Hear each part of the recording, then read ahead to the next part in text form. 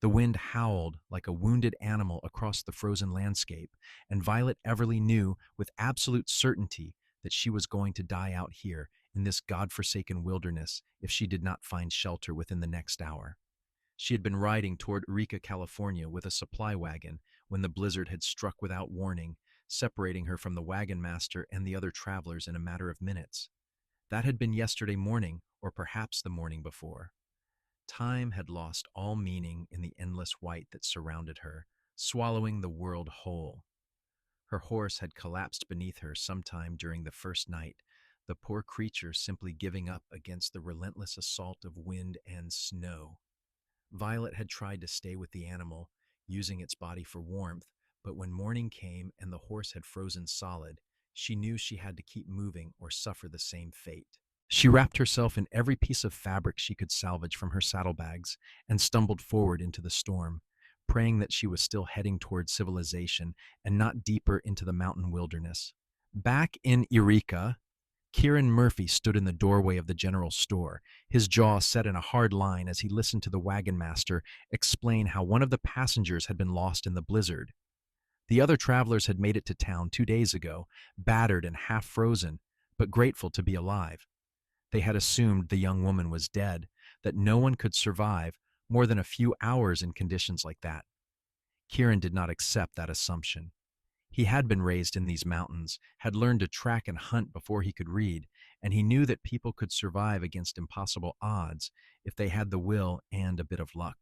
The fact that the wagon master and the others had given up so easily made his blood boil, though he kept his anger carefully controlled beneath a calm exterior. "How long has she been out there?" Kieran asked, his voice low and steady.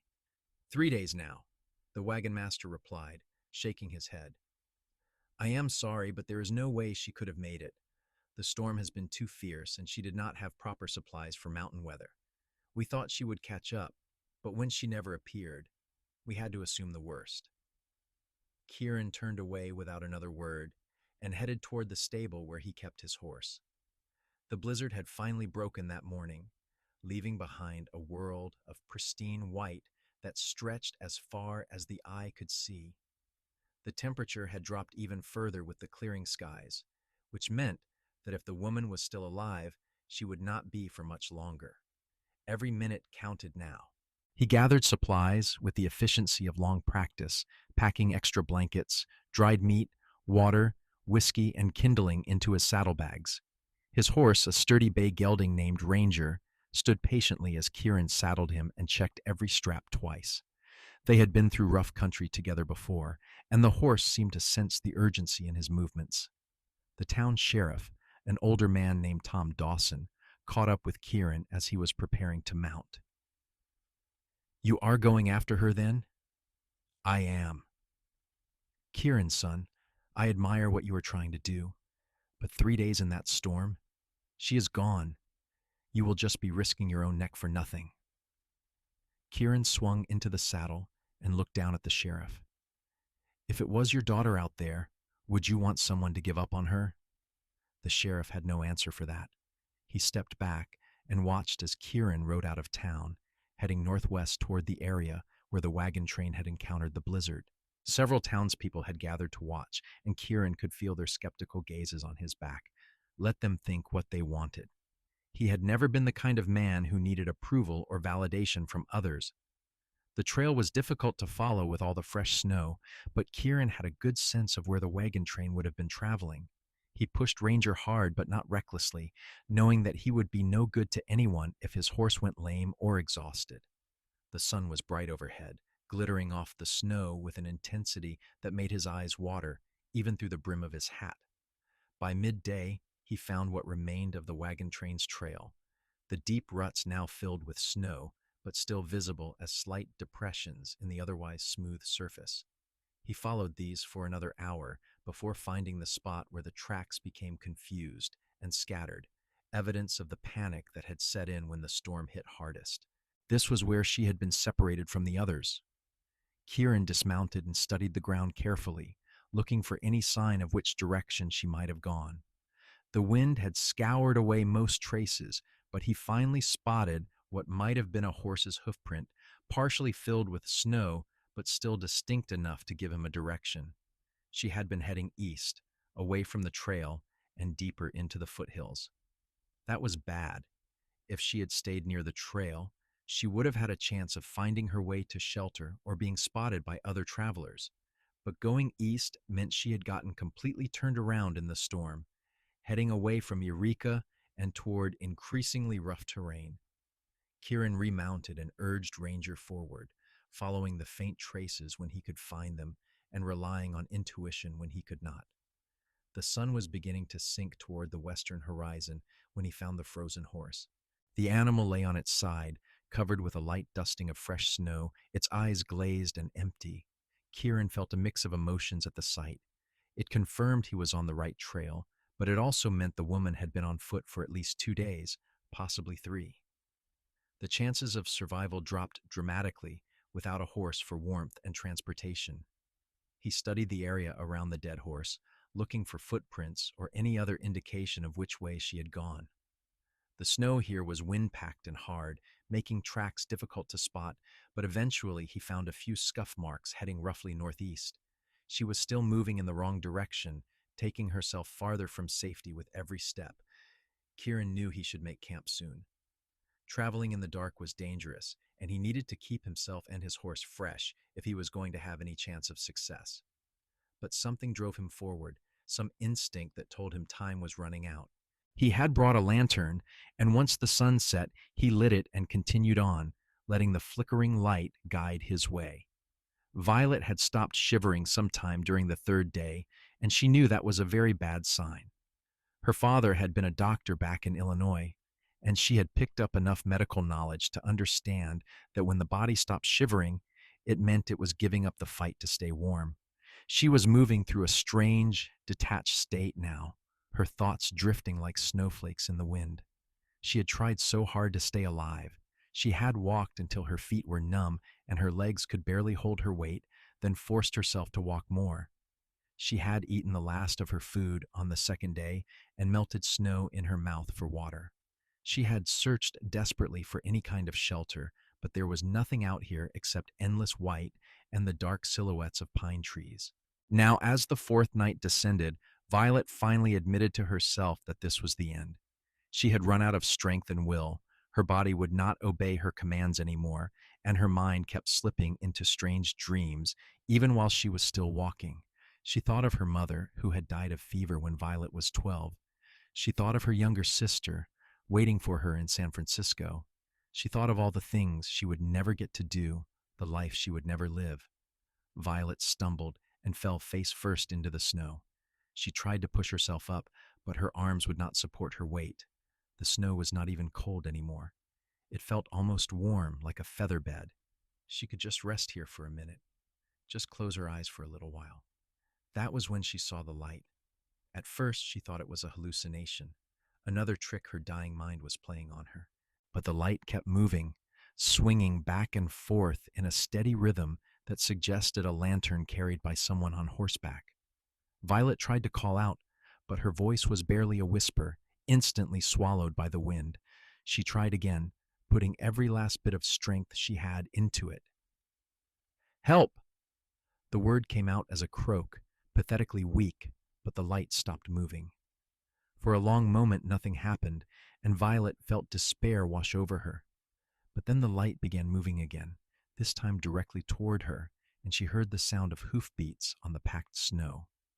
Kieran saw the dark shape on the ground and felt his heart clench.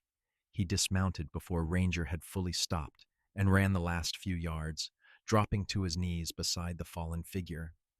She was buried in layers of clothing and blankets, her face barely visible, but he could see that her lips were blue and her skin was an alarming grayish color. "Can you hear me?"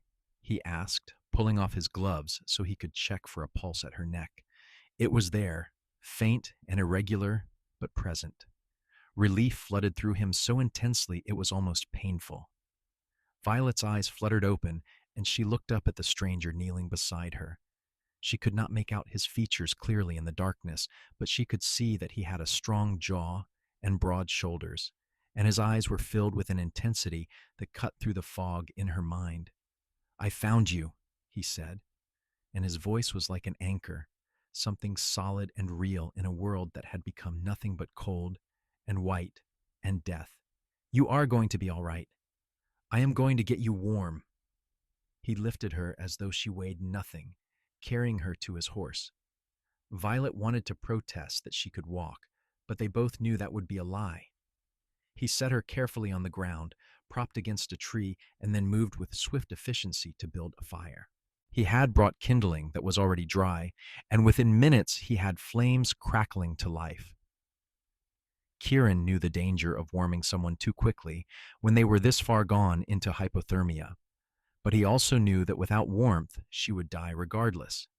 He pulled off her wet outer layers, replacing them with dry blankets from his pack. Her hands and feet were in bad shape, the skin white and waxy in a way that suggested frostbite.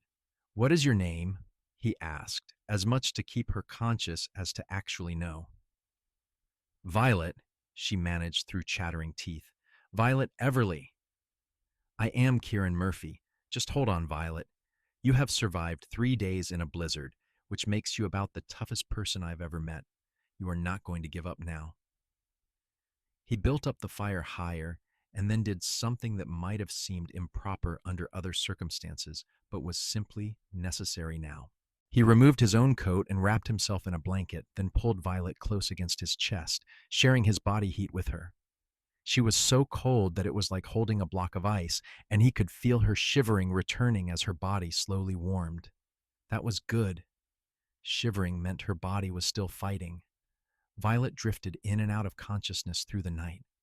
Sometimes she was aware of the fire, the feeling of strong arms around her, the sound of a deep voice telling her to stay awake, to keep fighting.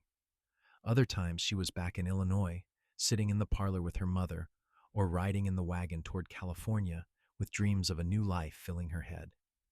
Kieran did not sleep at all. He kept the fire going, kept Violet wrapped in warmth, and monitored her breathing and pulse through the long hours of darkness.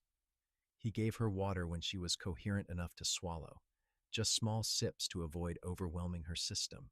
He talked to her, telling her about Eureka, about the mountains, about anything and everything, just to keep her engaged with the world of the living. As dawn broke over the mountains, painting the snow in shades of pink and gold, Kieran allowed himself to believe that she was going to make it. Her color was better, her breathing more regular, and she was sleeping peacefully rather than slipping toward unconsciousness. He knew they were not out of danger yet. The frostbite on her extremities was still a serious concern, and she was severely weakened. But she was alive, and that was what mattered. Violet woke to find herself wrapped in blankets by a dying fire, sunlight streaming through the pine branches overhead. For a moment, she could not remember where she was or how she had gotten there. Then memory came flooding back. The blizzard, the desperate struggle to survive, the light in the darkness, and the man who had found her. She turned her head and saw him sitting nearby, feeding small branches into the fire to bring it back to life. In the daylight, she could see him properly for the first time. He was perhaps 28 or 30, with dark hair that needed a trim and several days of stubble on his jaw. His face had the weathered look of someone who spent most of his time outdoors, all strong bones and sun-darkened skin. But it was his eyes that caught her attention. They were a striking gray blue, the color of the sky before a storm, and they held a steadiness that made her feel safe in a way she had not felt since before her mother died. "You are awake," Kieran said, noticing her gaze. "How do you feel?" "Like I was trampled by a herd of cattle," Violet admitted, her voice hoarse. "But alive, thanks to you. You did the hard part. You stayed alive until I could find you. Everyone else gave up on me." It was not an accusation, just a statement of fact, but she saw something flicker in his eyes. "I do not give up easily," Kieran said. "Can you eat something? You need to get your strength back." He helped her sit up, and Violet was dismayed by how weak she felt. Every muscle in her body ached, and her hands and feet throbbed with a fierce burning pain that made her gasp. Kieran saw her expression and moved to examine her hands carefully. "Frostbite," he said quietly. Not as bad as it could have been, but you are going to be in pain for a while. Can you move your fingers? Violet tried and was relieved when all her fingers responded, though the movement hurt terribly. Kieran checked her feet as well and seemed satisfied that while the damage was significant, she would likely keep all her digits. He made a simple breakfast of coffee and hardtack softened in the hot liquid, and Violet ate slowly, her stomach rebelling at first but then accepting the food. As she ate, Kieran packed up the camp with the same efficiency he had shown the night before. She watched him work, fascinated by the economical way he moved, nothing wasted or unnecessary. "Why did you come looking for me?" she asked suddenly. "You did not know me. You could have died out here yourself." Kieran paused in the act of rolling up a blanket and looked at her. "I guess I just could not stand the thought of someone dying alone out here when there was a chance I could find them. My mother died when I was 15 in childbirth. The baby died too. My father and I were out checking the cattle, and we came home to find her gone. I always wished we had been there, that she had not been alone at the end. I know it is not the same thing, but I suppose I just do not like the idea of anyone being alone when they need help." The honesty in his words touched something deep in Violet's chest. She had been surrounded by people her whole life who were guarded and careful with their feelings, who saw any display of emotion as weakness. This man, this stranger who had saved her life, spoke about his pain with a directness that was almost shocking. "I am sorry about your mother," she said softly, "and I am grateful, more than I can say, that you came for me." Kieran nodded and went back to his packing. When everything was ready, he helped Violet onto Ranger's back, then mounted behind her. She was too weak to ride alone, so she sat in front of him, his arms on either side of her as he held the reins. The position was intimate in a way that would have scandalized the proper ladies back in Illinois, but out here, propriety seemed like a distant and irrelevant concept. The ride back to Eureka took most of the day, with frequent stops to rest and make sure Violet was managing. Kieran kept up a steady stream of conversation, telling her about the town, the people who lived there, the challenges and rewards of life in the California mountains. Violet found herself relaxing against him, his presence solid and reassuring at her back. "What were you doing on that wagon train?" Kieran asked at one point. "I was going to meet my sister in San Francisco," Violet explained. "She married a man there last year, and she has been asking me to come west ever since. After my father died 6 months ago, there was nothing keeping me in Illinois anymore, so I decided to take the chance. I wanted to see something of the country, to have an adventure." She laughed, though there was no humor in it. "I got more adventure than I bargained for." "San Francisco," Kieran repeated. "That is still a long way from here." "I know. I suppose I will need to join another wagon train or take the stage once I have recovered." Something in Kieran's expression changed, though Violet could not quite identify what she saw there. "You will need to rest in Eureka for at least a few weeks. That frostbite needs time to heal, and you are going to be weak for a while. Hypothermia takes a toll on the body." "I do not have much money," Violet admitted. "I had funds for the journey, but I cannot afford to stay in a hotel for weeks." "We will figure something out," Kieran said, and his voice had that quality of quiet certainty that made Violet believe him.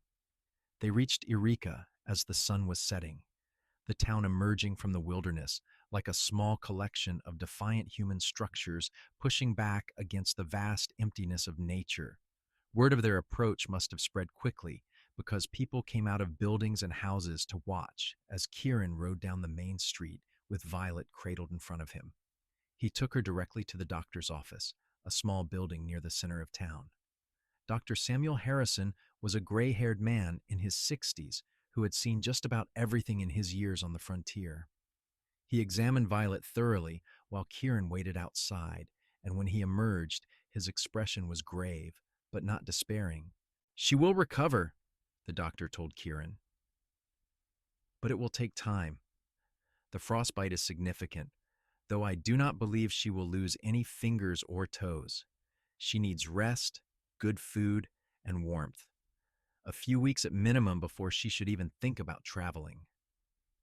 Where can she stay? Kieran asked. She does not have family here and her funds are limited. Dr. Harrison stroked his beard thoughtfully. Well, there is Mrs. Chen who runs the boarding house, but she is full up with minors right now. The hotel is expensive and not really appropriate for a young woman alone. Unless, he looked at Kieran with an appraising eye. Your place is just you, is it not? You have that extra room you built after your father passed.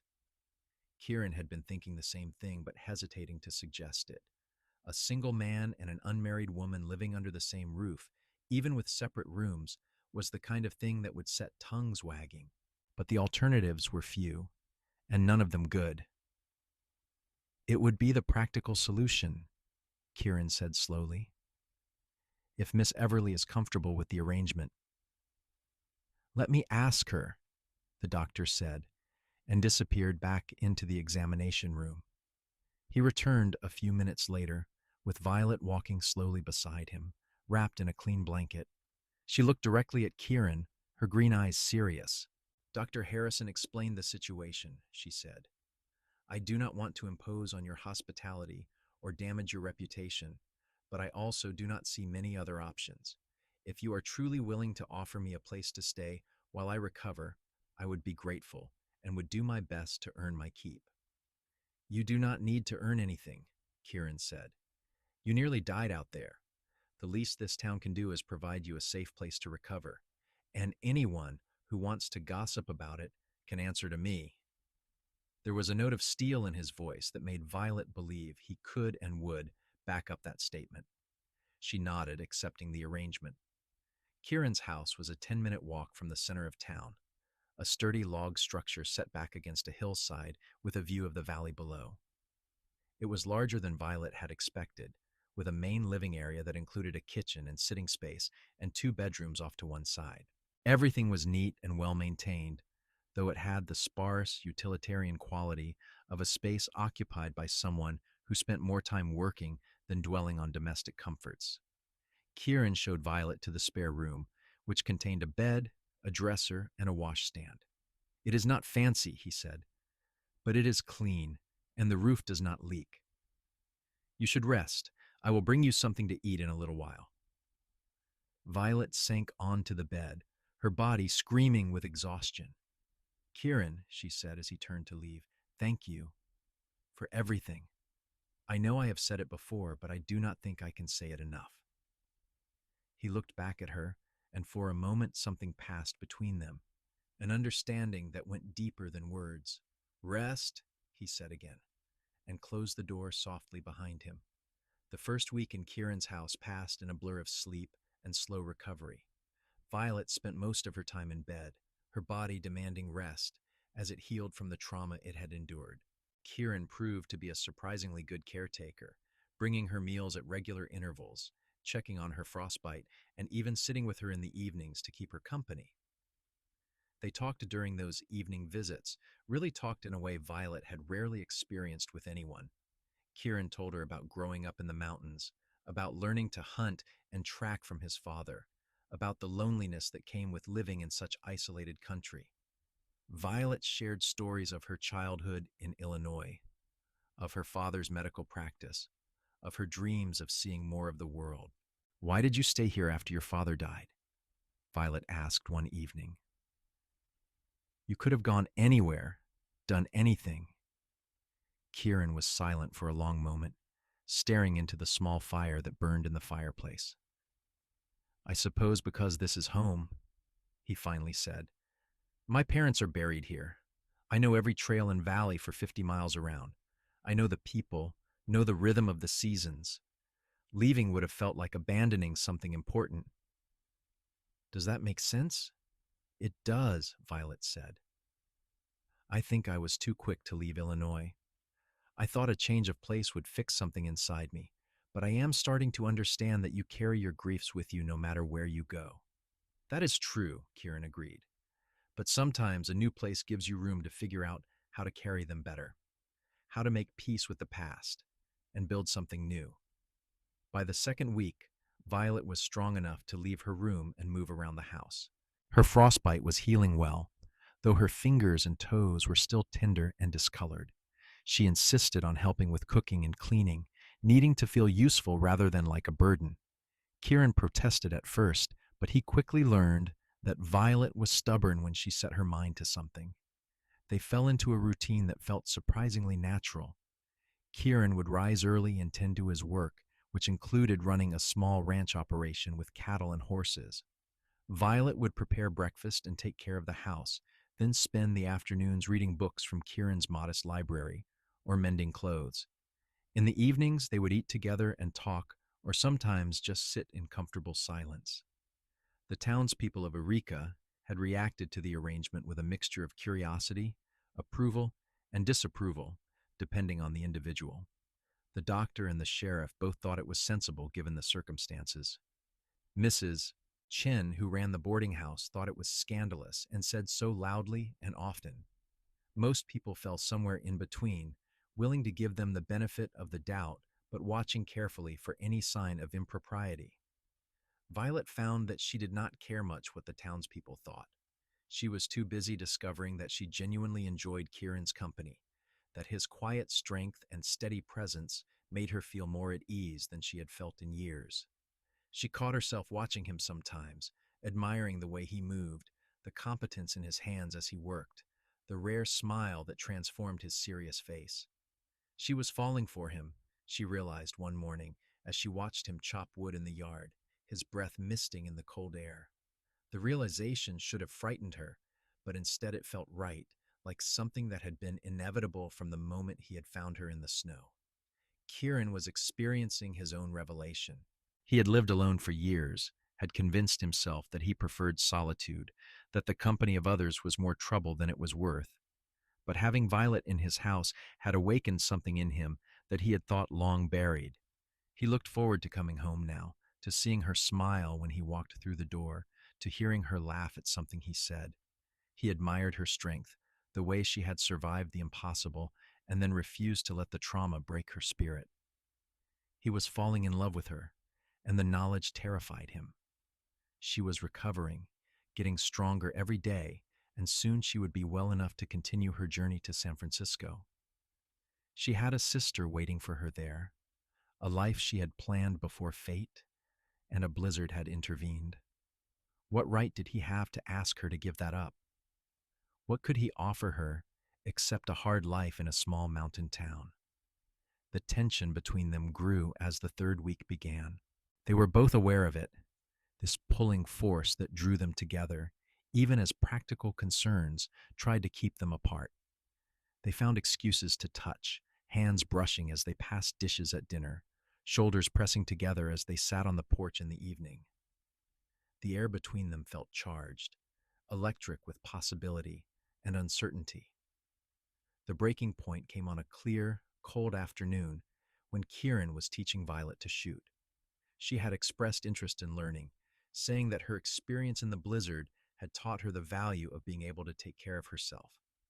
Kieran had agreed immediately, pleased that she wanted to learn and happy for an excuse to spend more time with her. They set up targets in a clearing behind the house, and Kieran showed her how to hold the rifle, how to sight down the barrel, how to squeeze the trigger rather than jerking it. Violet proved to be a quick study, and after a few practice shots, she was hitting the targets with reasonable accuracy. "You are a natural," Kieran said, standing close behind her as she lined up another shot. He could smell the scent of her hair, could feel the warmth of her body in front of him, and it took all his self-control to maintain a proper distance. Violet lowered the rifle and turned to face him. They were close, close enough that she could see the flecks of darker blue in his gray eyes, close enough that she could feel the heat radiating from his body in the cold air. "Kieran," she said softly, "we need to talk about what is happening between us." He knew exactly what she meant, but he still said, "I do not know what you are talking about." "Yes, you do." She reached up and placed her hand on his chest, feeling his heart beating hard beneath her palm. "I see the way you look at me. I feel it when you are near me. and I know you must see and feel the same things from me. Kieran closed his eyes briefly, struggling with himself. Violet, you are recovering from a terrible trauma. You are grateful to me for finding you, for taking care of you. That is natural. But it is not the same as what you might feel under normal circumstances. When you are healed and back to your regular life, you will realize that. Do not tell me what I feel, Violet said, a flash of anger in her eyes. I am not a child and I am not confused. I know the difference between gratitude and something deeper. I have spent nearly a month living with you, talking with you, learning who you are. And what I feel is not going to go away just because I am healed. You have a sister waiting for you in San Francisco, Kieran said, his voice rough. You have plans, a future you have been working toward. I cannot ask you to give that up. You are not asking, I am choosing. She stepped closer, eliminating the last bit of distance between them. I am choosing you, Kieran, if you will have me. I am choosing this place, this life. I am choosing the man who would not give up on a stranger in a blizzard, who rode out into the wilderness because he believed one person's life was worth the risk. Kieran felt his careful control shatter. He pulled her to him and kissed her with all the pent-up longing and need he had been holding back for weeks. Violet responded with equal fervor, her arms wrapping around his neck, her body pressing against his as though she wanted to merge with him completely. When they finally broke apart, both breathing hard, Kieran rested his forehead against hers. I love you, he said, the words coming out hoarse but certain. I think I have loved you since the moment I saw you in the snow, so determined to survive. I love your strength and your stubbornness and the way you make this house feel like a home instead of just a place to sleep. I love you too, Violet whispered. I love your kindness and your steadiness and the way you see me, really see me, in a way no one else ever has. They kissed again, slower this time, savoring the moment and the promise it held. When they walked back to the house hand in hand, both of them felt as though something that had been broken was finally made whole. That evening, Kieran proposed properly, getting down on one knee in the kitchen while Violet was preparing dinner. He did not have a ring yet, but he offered her his heart and his life with a sincerity that made her eyes fill with tears. Yes, she said, pulling him to his feet and kissing him again. Yes, absolutely, yes. They were married 3 weeks later in a simple ceremony at the church in Eureka. Dr. Harrison gave Violet away, and the sheriff stood up with Kieran. The church was packed with townspeople, many of whom had been skeptical of the arrangement, but who now found themselves charmed by the love story that had unfolded in their midst. Even Mrs. Chin from the boarding house attended, dabbing at her eyes with a handkerchief and admitting that perhaps she had been hasty in her judgment. Violet wrote to her sister in San Francisco, explaining what had happened and inviting her to visit whenever she could. Her sister's response, when it came a month later, was full of surprise, but also happiness. She understood that sometimes life took you in unexpected directions and that love was worth changing your plans for. The first year of their marriage was not without challenges. Learning to truly share a life with another person required adjustments on both sides. Kieran had to get used to having someone who wanted to discuss decisions rather than just accepting his judgment. Violet had to learn the rhythms of ranch life, the never-ending cycle of work that came with living off the land. But the challenges were far outweighed by the joys. They discovered the pleasure of waking up together, of sharing breakfast in the quiet morning hours before the day's work began. They learned each other's bodies with the enthusiasm of newlyweds, finding passion and tenderness in equal measure. They built a partnership based on mutual respect and genuine affection, the kind of marriage that many people spent a lifetime searching for but never found. Violet threw herself into life in Eureka with characteristic determination. She helped Dr. Harrison with his medical practice, putting her father's teaching to good use and becoming a valued member of the community. She also worked alongside Kieran on the ranch when her other duties allowed, proving herself capable with horses and cattle alike. Kieran, for his part, felt as though he had been living in shadow and had suddenly stepped into sunlight. Violet brought laughter and light into his life, challenged him to think in new ways, and made him believe in possibilities he had never considered before. He still worked hard, still spent long hours tending the land and the animals, but now he had a reason beyond mere survival. He was building something for both of them, creating a future they could share. 18 months after their wedding, Violet discovered she was pregnant. The news filled them both with joy and not a small amount of terror.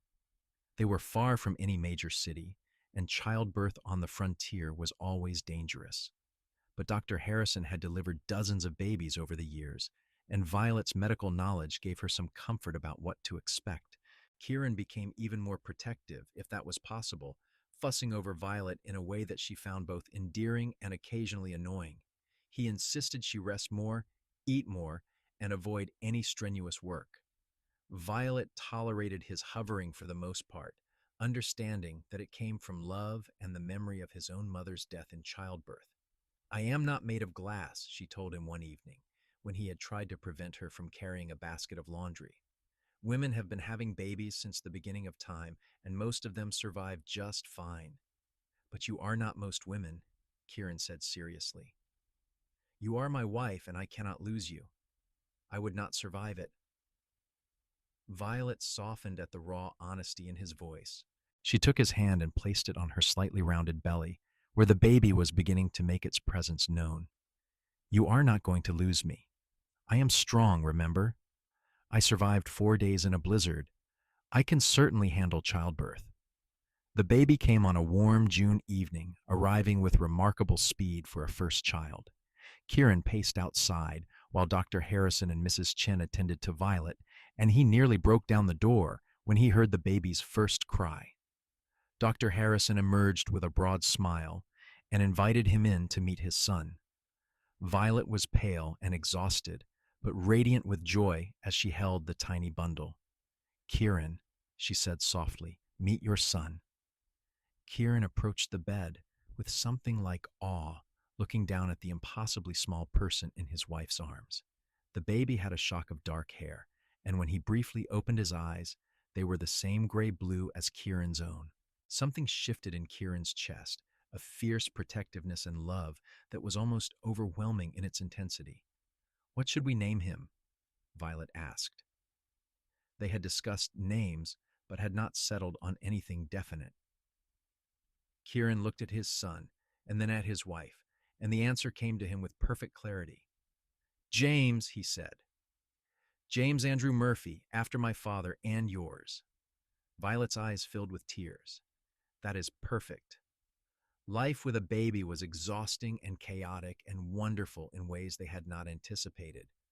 James was a good baby for the most part, though he had his father's stubborn streak and his mother's determination. Kieran proved to be a devoted father, taking turns with night feedings and diaper changes, and generally refusing to be the kind of man who saw childcare as women's work. The years passed with the kind of speed that seemed impossible when you were living through them, but obvious when you look back. James grew into a sturdy, curious boy who followed his father around the ranch and peppered his mother with endless questions. 2 years after James was born, Violet delivered a daughter they named Rose, who had her mother's green eyes and a sweet disposition that charmed everyone she met. Kieran expanded the ranch gradually, buying more land and increasing his cattle herd. It was hard work, but it was work he loved, and knowing he was building something for his children made every long day and aching muscle worthwhile. Violet continued to help Dr. Harrison and became known throughout the region as someone who could be counted on in a medical emergency. Their marriage deepened over the years, growing from the passionate romance of newlyweds into something more solid and enduring. They had their disagreements, of course. Violet thought Kieran was too cautious with money, always saving for some future disaster. Kieran thought Violet took on too much work, wearing herself out with her medical duties and ranch work and raising the children. But they learned to talk through their differences, to compromise and respect each other's perspectives. When James was 10 and Rose was 8, Violet's sister finally made the journey from San Francisco to visit. Elizabeth Eldridge arrived with her husband and 3 children, and the house was filled with noise and laughter and the comfortable chaos of family. Elizabeth and Violet stayed up late talking, catching up on all the years they had been apart. "Are you happy?" Elizabeth asked one night, the two of them sitting on the porch while everyone else slept. "Really, truly happy. Not just making the best of things?" "I am happy," Violet said without hesitation. "Happier than I ever imagined I could be. I know this is not the life I planned when I left Illinois, but it is so much better than anything I could have planned. Kieran is an extraordinary man, and this place, this community, it feels like home in a way nowhere else ever did." Elizabeth squeezed her sister's hand. "I can see it in you, in the way you move through your life. You are at peace. That is all I ever wanted for you." The children loved having cousins to play with, and when Elizabeth's family left 2 weeks later, both James and Rose begged to know when they could visit again. Kieran and Violet promised they would make the journey to San Francisco the following year, a promise they kept despite the difficulty of traveling with 2 young children. On the 10th anniversary of the day Kieran had found Violet in the snow, they made a journey together back to the place where it had all begun. It took some time to find the spot, the landmarks less obvious than Kieran had expected, but eventually they stood in the clearing where he had built that life-saving fire. "I think about that night often," Violet said, holding Kieran's hand as they looked around the peaceful clearing. "How close I came to dying, how I had given up hope. And then there you were, like an answer to a prayer I did not even know I was praying." "I think about it too," Kieran admitted. "I wonder sometimes what would have happened if I had listened to everyone else, if I had stayed in town and assumed you were already gone. I would have gone through the rest of my life, never knowing what I had missed." "But you did not stay in town," Violet said, turning to face him. "You came for me. You rode out into the wilderness because you believed one life was worth the risk. That is who you are, Kieran Murphy. That is why I love you." They kissed there in the clearing, surrounded by the mountains and the pine trees and the vast blue sky. It was a moment of perfect peace and gratitude, the acknowledgement of all they had built together and all they still had ahead of them. As they rode back to Eureka together, Violet thought about the strange paths life could take. She had set out from Illinois seeking adventure and a new start, never imagining that she would find both in the most unexpected way possible. The blizzard that had nearly killed her had also brought her to Kieran, had given her a life richer and fuller than any she could have planned. 3 more children joined their family over the following years. Another boy named Thomas, who had his father's serious nature and his mother's quick mind. Twin girls, Catherine and Margaret, who were inseparable from birth and who kept everyone laughing with their antics. The house that had once seemed spacious now felt pleasantly crowded, full of noise and movement and the constant demands of a large family. Kieran built an addition to the house, creating more bedrooms and a larger kitchen to accommodate their growing brood. He also built a separate structure that Violet used as a proper medical office, complete with examining table and shelves for supplies. Dr. Harrison was getting older and had begun training Violet to take over more of his practice, a responsibility she accepted with pride and determination. The ranch continued to prosper under Kieran's management. He had a reputation throughout the region for fair dealing and quality livestock, and other ranchers often came to him for advice. He never forgot the years of struggle, the times when it had been just him and his father working themselves to exhaustion to keep things going. He tried to be generous when others faced hard times, lending money or labor when it was needed, and expecting nothing in return except that the recipients would do the same for others when they could. James, as the oldest, took to ranch life naturally. By the time he was 15, he could handle most of the work himself, and Kieran began to see glimpses of the man his son would become. Rose showed more interest in her mother's medical work, often accompanying Violet on calls and learning the basics of treatment and care.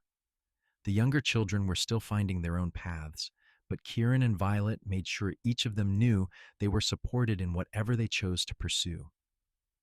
When Kieran was 45 and Violet 42, they celebrated their 20th wedding anniversary with a party that drew people from throughout the county.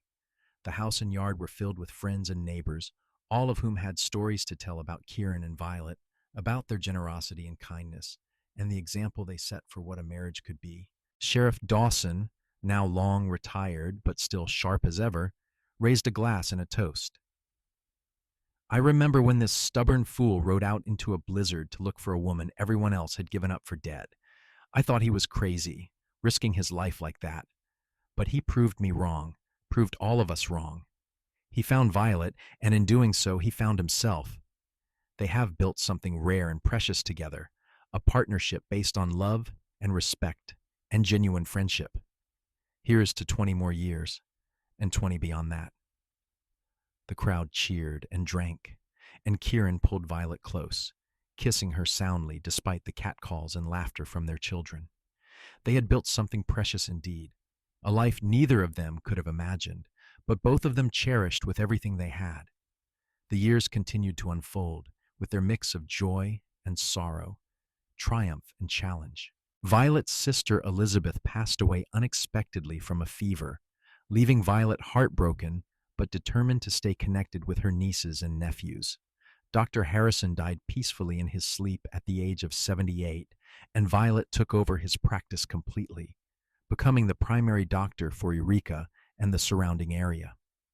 Kieran's cattle business faced a difficult period when a harsh winter killed off a quarter of his herd, but he recovered with characteristic determination and careful management. The children grew into adults, each finding their own path while remaining close to the family. James took over more of the ranch operations, allowing Kieran to slow down a bit as he entered his 50s. Rose went to San Francisco to study medicine formally, then returned to Eureka to work alongside her mother. Through all the changes and challenges, Kieran and Violet remained each other's constant. They still took morning coffee together when schedules allowed, still sat on the porch in the evenings talking about their days. They had learned each other's rhythms so thoroughly that they often did not need words to communicate. A glance, a touch, a smile was enough to convey volumes. On the 30th anniversary of the day Kieran had found Violet in the snow, they took another trip back to that clearing in the mountains. They were both older now, their hair shot through with gray, their faces marked by years of sun and wind, and the living of a full life. But they held hands as they walked through the trees, and when they reached the clearing, they both felt the weight of everything that had come from that single night. "I never get tired of this story," Violet said, leaning against Kieran's shoulder. "The way you came for me when no one else would, the way you saved my life, and then in a way, I saved yours too." "You did save me," Kieran agreed. "I was so lonely before you came, so closed off from possibility. I had convinced myself that being alone was easier, safer. But you showed me that the risk of loving someone is worth it, that opening yourself to another person can make you stronger, not weaker." They stood in comfortable silence for a while, listening to the wind in the pines and the distant call of a hawk. Then Violet spoke again, her voice soft but clear. "When my time comes, whenever that is, I want you to know that I have no regrets. This life we built together, our children and grandchildren, the work we have done, the love we have shared, it has been more than enough. It has been everything." Kieran pulled her closer, blinking back the tears that suddenly threatened. "We still have years left. You are not getting rid of me that easily." Violet laughed, the sound as warm and genuine as it had been 3 decades ago. "I am counting on it. We have a lot of living left to do." And they did. They saw their children marry and have children of their own. They watched their grandchildren grow, taking delight in each new personality and accomplishment. They continued to work, though at a slower pace, still contributing to their community in the ways they could. When Kieran was 63, he suffered a heart attack while working in the fields. He survived, but it was a stark reminder that time was finite, that even the strongest body eventually wore out.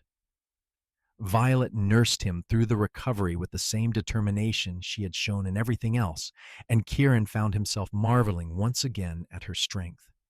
"You have saved me twice now," he told her one evening as he was recovering. "Once in that blizzard when you gave me a purpose, and now by refusing to let me give up." "We save each other," Violet corrected. "That is what marriage is, what love is. We take turns being strong when the other is weak. We lift each other up." They had 12 more good years together after that. Years of watching their family continue to grow and thrive. Years of quiet contentment, of sitting together and simply being grateful for each day. Years of love that had deepened into something almost transcendent, a connection that went beyond the physical into something spiritual. Violet passed first, slipping away peacefully in her sleep at the age of 77. Kieran found her in the morning, still looking peaceful, and he sat beside her for a long time, just holding her hand and saying goodbye. The grief was crushing, but underneath it was a profound gratitude for all the years they had shared. The funeral was attended by hundreds of people from throughout the region, a testament to the impact Violet had made through her medical work and her generous spirit. Kieran stood surrounded by his children and grandchildren, drawing strength from the family they had created together. He lived for 3 more years after Violet's death, years that were harder and lonelier than anything he had experienced before. But he did not waste them. He spent time with his family, telling stories about Violet, so the youngest grandchildren would know what an extraordinary person she had been. He made sure all his affairs were in order, that the ranch would pass smoothly to James, and that provisions were made for all the children. On a clear winter morning, Kieran saddled Ranger's grandson and rode out into the mountains one last time. He went to that clearing where he had found Violet so many years ago, and he sat there in the cold, remembering the fear he had felt that she would die before he could reach her, remembering the relief when he found her alive, remembering the love that had grown between them, slowly at first, and then with the intensity of wildfire. He did not make it home that day. James found him the next morning, still in the clearing, leaning against a tree with a peaceful expression on his face. The doctor said it was his heart, that it had simply stopped. But those who knew him best believed he had simply decided it was time, that he had lived a full life and was ready to be with Violet again. They buried Kieran next to Violet in the cemetery outside Eureka, under the shadow of the mountains they had both loved. The headstone was simple, with their names and dates, and a single line that James had chosen. Together, they weathered every storm. The house and ranch passed to James, who ran it with the same integrity his father had shown. Rose continued her medical practice, eventually training her own daughter to take over. The younger children spread out across California, but always came home for holidays and important occasions. The family Kieran and Violet had created continued to grow and thrive, generation after generation, all of them carrying forward the legacy of two people who had found each other in impossible circumstances and built something enduring. In Eureka, the story of Kieran and Violet became the kind of tale people told newcomers, a piece of local history that illustrated the character of the place and the people who lived there. It was a story about perseverance and hope, about refusing to give up even when the odds seemed impossible. It was a story about love that grew from crisis into something deep and lasting. But more than anything, it was a story about two people who had been lost, literally in Violet's case, metaphorically in Kieran's, and who had found each other at exactly the right moment. A story about how sometimes the worst moments in our lives can lead to the best things we will ever experience if we are brave enough to keep going, to keep searching, to keep believing that there is something better waiting just beyond the next hill. The mountains stood eternal and unchanging over Eureka, their peaks white with snow even in summer. The wind still howled through the passes, bringing blizzards and storms as it had for thousands of years. But in the town below, in the house Kieran had built and the family he and Violet had raised, there was warmth and love, and the knowledge that some storms are worth weathering, some searches are worth undertaking, and some love stories are worth telling again and again. And on certain clear winter nights, when the stars were bright overhead and the snow lay pristine and white across the landscape, the older residents of Eureka swore they could see two figures riding together in the mountains, heading toward that clearing where everything had begun. Just shadows, probably, tricks of moonlight and memory. But maybe, just maybe, something more. Two souls who had found each other against impossible odds and who would never be separated again, riding together through the endless night, forever searching, forever finding, forever together. The legacy of that 4-day blizzard and the cowboy who refused to stop searching lived on in every wedding that took place in Eureka, in every time someone went out of their way to help a stranger, in every person who chose love over fear and hope over despair. It lived on in the children and grandchildren and great-grandchildren who carried Kieran and Violet's blood and their values forward into new generations.